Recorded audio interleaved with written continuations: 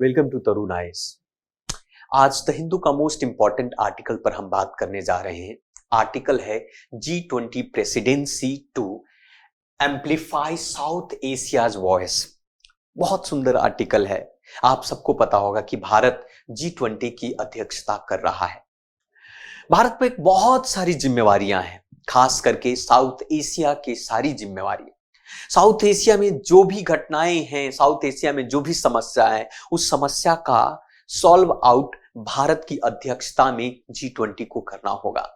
आज समझेंगे कि भारत कैसे ये G20 के माध्यम से साउथ एशिया की समस्याओं का समाधान करेगा।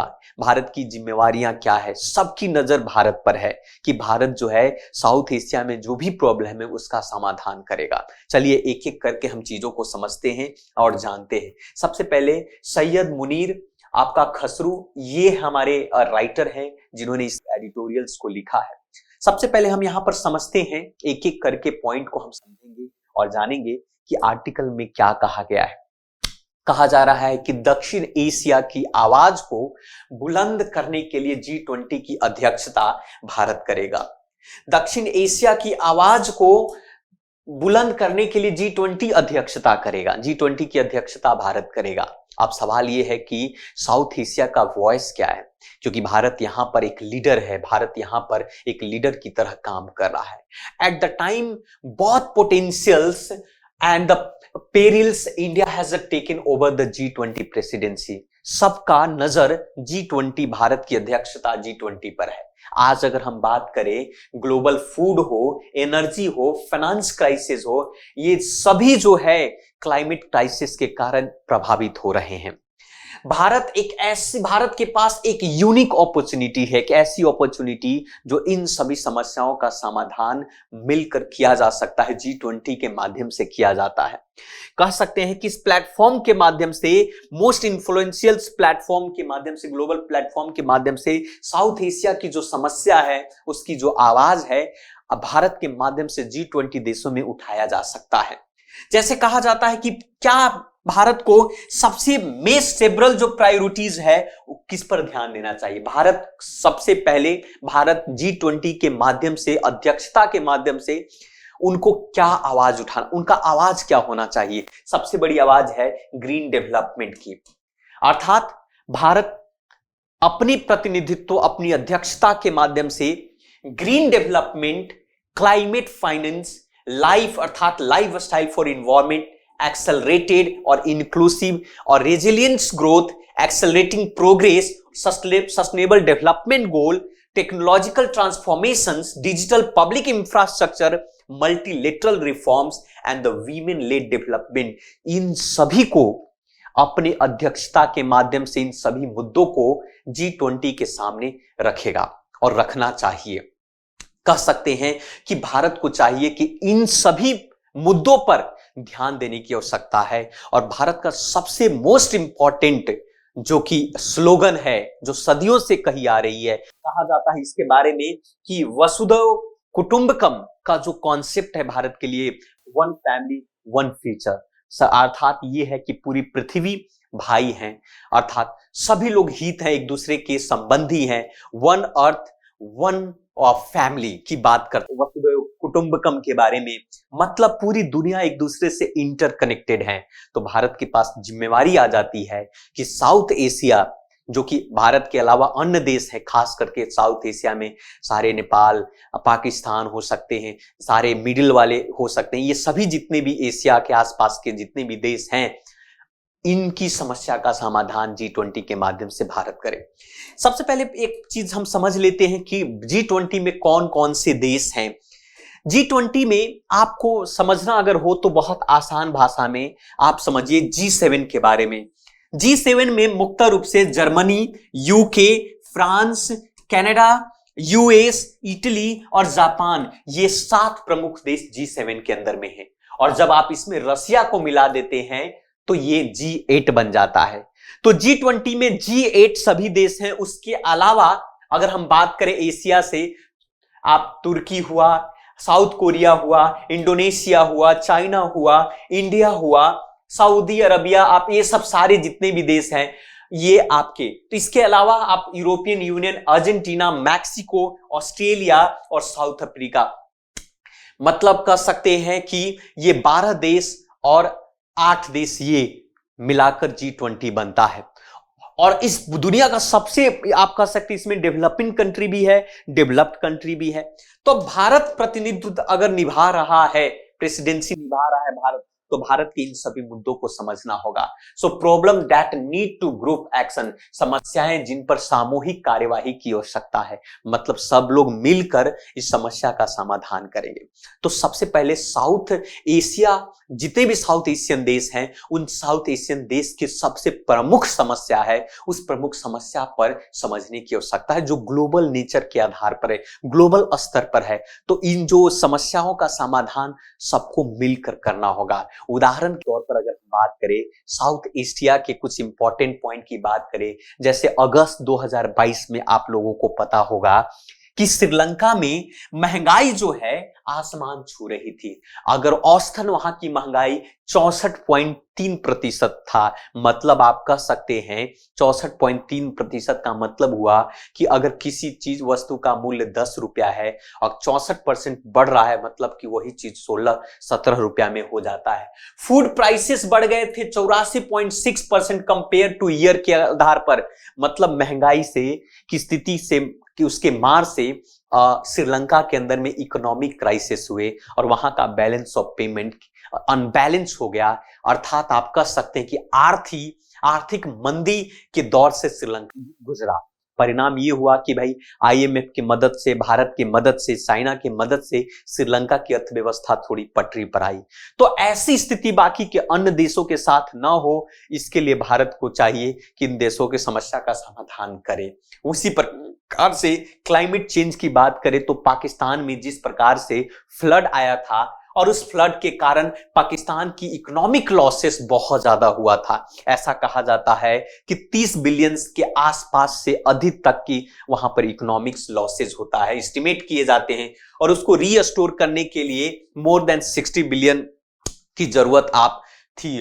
तो कहने का मतलब है कि इस क्लाइमेट चेंजेस के कारण, अब क्लाइमेट को, ग्लोबल वार्मिंग को लाने में एक देश तो जिम्मेवार है नहीं, लेकिन भुगतना अन्य देशों पर, सभी देशों पर पड़ता है। उसी प्रकार से आप सबको पता होगा कि जिस प्रकार से ग्लोबल फॉसिल फ्यूल प्राइसेस दिन पर दिन बढ़ रहे हैं, परिणाम ये हो रहा है कि बांग्लादेश की सरकार के पास फ्यूल के प्राइस बढ़ाने के अलावा उसके पास कोई चारा नहीं है।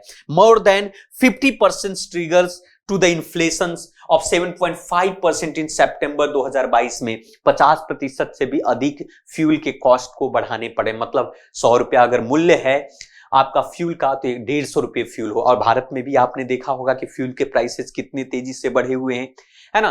तो ये सारा प्रभाव, ये सारी समस्या है और इन समस्या का समाधान आपस में पूरी कलेक्टिवली, सामूहिक रूप से करना होगा। और इसमें जो प्रतिनिधित्व, लीडरशिपिंग निभाएगी वो भारत के कंधों पर है, क्योंकि भारत प्रतिनिधि कर रहा है, भारत जो है अध्यक्षता कर रहा है। साथ साथ में अगर हम बात करें इसके अलावा, India needs to promote collectively actions at the G20 result to economic stability and the peace of the region।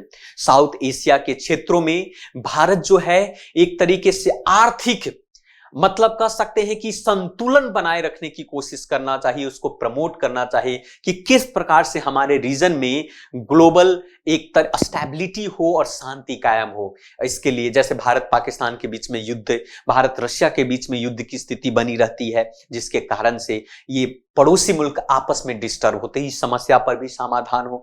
दूसरी पॉइंट ये है कि अगर महंगाई एक राष्ट्र पड़ोसी मुल्क में बढ़ेगा तो इंटरडिपेंडेंसी के कारण दूसरे राष्ट्र पर भी उसका प्रभाव पड़ेगा, है ना। कहने का मतलब कि हम ओपन इकोनॉमी वाले हैं, खुली अर्थव्यवस्था है। जब खुली अर्थव्यवस्था है तो एक राष्ट्र की अनबैलेंस होगा तो उसका, अब जैसे बताओ कि रसिया और यूक्रेन के बीच में युद्ध हो रहा है, तो रसिया और यूक्रेन के युद्ध का प्रभाव भारत पर भी तो पड़ रहा है। तो कहने का तात्पर्य यह है कि कोशिश ये होना चाहिए, भारत को जरूरत है कि एक साथ G20 के प्लेटफॉर्म के माध्यम से अपने आसपास रीजन में शांति और आर्थिक स्टेबिलिटी को बनाए रखे। दूसरी बात यह है कि भारत को चाहिए कि providing a common regional voice, अर्थात एक सामूहिक आवाज बन करके साउथ एशिया के देशों के उसकी अर्थव्यवस्था, उसके रीजन, उसकी समस्याओं को समाधान के लिए एक साथ आवाज उठाना चाहिए, क्योंकि ये मौका बार बार नहीं आएगा भारत के पास। कई सालों के बाद से फिर से हो सकता है कि भारत को ये प्रतिनिधित्व करने का या अध्यक्षता करने का मौका मिले। तो सारे साउथ एशिया के देशों का नजर जो है भारत पर गड़ी हुई है, टिकी हुई है कि भारत आखिर कैसे इसे अध्यक्षता करेगा और कैसे समस्या का समाधान करेगा। राइजिंग डेब्ट बर्डन साउथ एशिया, जिस प्रकार से साउथ एशिया की अर्थव्यवस्था में दिन पर दिन आपके बर्डन बढ़ते जा रहे, कर्ज का बंडल, इसके कारण से उस पर भी ध्यान की जरूरत है। इंडिया हैज अपॉर्चुनिटी, इंडिया के पास एक प्रकार की एक अवसर है कि साउथ एशिया के 1.8 बिलियन लोगों की आवाज बनकर वहां के सामाजिक आर्थिक को मजबूत करने के लिए एक साथ वॉइस बनकर शुरू होगा। आपको यह भी पता होना चाहिए कि ये पूरी ग्लोबल जो गरीबी है उसका 1/3 साउथ एशिया में लोग रहते हैं, और यह भी समझने की जरूरत है कि दुनिया का सबसे बड़ा ग्रोइंग मार्केट भी है साउथ एशिया। तो अगर ये सब एक साथ है तो भारत को ये ध्यान देने की आवश्यकता है कि साउथ एशिया की समस्या का समाधान कैसे करे, क्योंकि भाई G20 में तो डेवलप्ड कंट्री भी है, डेवलपिंग कंट्री भी है ना। तो इस चीजों को समझते हैं। आगे बढ़ने की बात राइटर कह रहे हैं कि south Asia largest country with the largest economy.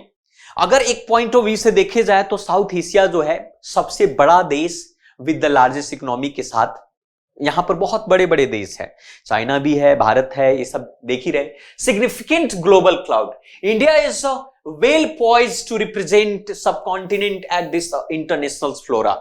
Additionally बात किया जाए, आज इस साल G20 को रिप्रेजेंट करने वाले 3 देश मुक्त रूप से एक साथ हैं, जो कि एक ग्रुप बनाकर भारत हुआ, इंडोनेशिया हुआ और ब्राजील। एक कलेक्टिवली जो है G20, जिसको ट्रोइका भी कहते हैं, G20 ट्रोइका। प्रश्न बन सकता है कि G20 ट्रोइका में कौन कौन सा देश है? भारत, इंडोनेशिया और ब्राजील है ना। ये है आपका, ये जो कि G20 की डेवलपिंग कंट्री भी इसमें बहुत सारे हैं।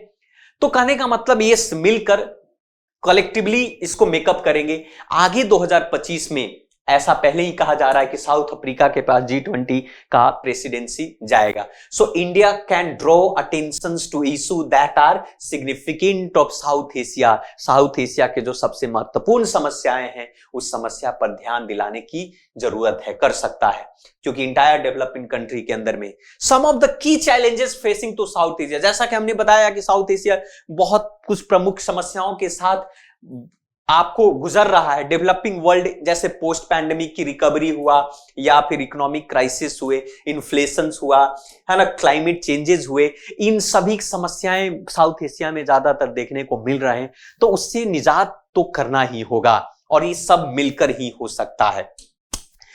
दूसरी पॉइंट ध्यान देने की आवश्यकता है, एनर्जी, हेल्थ और फाइनेंस, ऊर्जा, स्वास्थ्य और वित्तीय। अब यहां पर कहा जा रहा है कि south Asia nation, south Asia राष्ट्र के ज्यादातर जो है प्रोड्यूस, जितने भी एनर्जी का प्रोड्यूस जो है वो फॉसिल से होता है, अर्थात जीवाश्म ईंधन के माध्यम से ही ऊर्जा प्राप्त होते हैं साउथ एशिया के ज्यादातर देशों में। भारत में भी उदाहरण के तौर पर ले सकते हैं कि भारत की जो एनर्जी सोर्सेज है, मैक्सिमम एनर्जी सोर्सेज आपका कोयला से, फॉसिल फ्यूल से ही होता है। 63% of the region emissions of the green house gases come from energy, और आपको 63% जो एनर्जी जो है, 63% जो जनरेशन जो है एनर्जी का, वो आपके, और उसके कारण ग्रीन हाउसेस गैसेज होते हैं। डॉलर कम है, सप्लाई कम है यहां पर इस देशों में, जिसके कारण से इन देशों में आपको एनर्जी सप्लाई प्रोडक्शन करने में दिक्कतें आती है। एलएनजी की बात करें, लिक्विड नेचुरल गैस जो है यूज करता है 70% जनरेट ऑफ द एनर्जी से, जैसे बांग्लादेश हुआ, वाइल कोयला यूज टू जनरेट रफली 70% इलेक्ट्रिसिटी। भारत के अंदर में 70% इलेक्ट्रिसिटी कोयला से निकाले जाते हैं, 70% बांग्लादेश में आपको एनर्जी एलएनजी से निकाला जाता है। तो green energy transition is one of the top priority for region. इस रीजन के लिए ग्रीन जो एनर्जी है ये बहुत महत्वपूर्ण है, क्योंकि हमें फॉसिल फ्यूल से ग्रीन एनर्जी की तरफ जाना होगा। ये भी हमारे लिए बहुत इंपॉर्टेंट है। साथ साथ में हेल्थ इंफ्रास्ट्रक्चर पर भी महत्वपूर्ण रूप से ध्यान देने की आवश्यकता है कि साउथ एशिया देशों को हेल्थ बेहतर करना हो। कोविड-19 और तरह तरह की इतनी बीमारियां उत्पन्न हो रही, जिसके कारण से ह्यूमन डेवलपमेंट इंडेक्स जो है काफी नीचे चला जाता है, जैसा कि आपने देखा होगा, पढ़ा होगा, है ना। साथ साथ में ये कहा जा रहा है कि ग्लोबल कोऑपरेशन के डिस्कशन की जरूरत है कि भाई कैसे आप नए नए तकनीकी को ट्रांसफर करेंगे। जैसे उदाहरण के तौर पर अगर डेवलपिंग कंट्री को नए नए तकनीकी का ट्रांसफर नहीं करेंगे तो ये रिकवरी कैसे होगा, हम ग्रीन इकोनॉमी की तरफ कैसे जाएंगे, ग्रीन एनर्जी की तरफ कैसे जाएंगे, वो लॉसेस और डैमेजेस जो है क्लाइमेट चेंज के कारण जो हो रहा है उसको कैसे कम होगा। तो इस पर भी आवाज उठाने की आवश्यकता है। यहां तक कि साउथ एशिया सबसे महत्वपूर्ण मल्टीलेटरल ऑर्गेनाइजेशंस की बात करें आपको और डेवलपमेंट फाइनेंस की बात करें कि इन आसपास वाले रीजन देशों में नए नए इन्वेस्टमेंट की जरूरत है। So India need to prioritize all these issues, not only make to G20 effective platform। तो इन सब के बिलियंस ऑफ लोगों की आवाज बनकर भारत को रिप्रेजेंट करना होगा, है ना, बताना होगा कि देखो हम इस तरीके की समस्या से गुजर रहे हैं और इसका समाधान। इसीलिए तो G20 की स्थापना हुई थी, इसीलिए तो बनाया गया था कि हम सब 20 देश मिलकर ग्लोबल पीस और प्राइसरिटी आप शांति और समन्वय स्थापित करेंगे, है ना, भाईचारा बंधुता बनाए रखेंगे। इसीलिए तो बीइंग ओनली G20 मेंबर, एक तरीके से कहते हैं G20 मेंबर के सदस्य होने के नाते साउथ एशिया की तरफ से India has add to responsibility, भारत को एक जिम्मेवारी है कि बाकी के अन्य नॉन जो G20 देश हैं, जैसे खास करके पाकिस्तान G20 में नहीं है, आपका नेपाल नहीं है, बांग्लादेश नहीं है, जो नॉन G20 वाले देश हैं उनका भी जिम्मेवारी भारत के ही कंधे पर आ जाता है ना। तो इसके आधार पर तभी शांति, समन्वय और वेल बीइंग लाइफ होगा। तो इसीलिए कहा जाता है कि all eyes are on the India's G20 leadership to provide a roadmap to tackle some of the major challenges before the subcontinent at the time when multilateralism itself to experiencing to crisis of the। तो कहने का मतलब सारी जिम्मेवारियां भारत के ऊपर कंधों पर आता है। तो ये आर्टिकल था G20 के से कि भारत को कैसे अपनी रिस्पॉन्सिबिलिटी निभाना है और किस प्रकार की समस्याएं जो साउथ एशिया में है उसका समाधान करना है। G20 में कैसे अपनी बात को, अपने मुद्दे को वहां पर रखेगा, इससे संबंधित हमारे एग्जाम में काफी प्रश्न पूछे जा सकते हैं। तो आज इतना ही, तो मिलते हैं फिर से दूसरे वीडियो में। So thank you very much, धन्यवाद।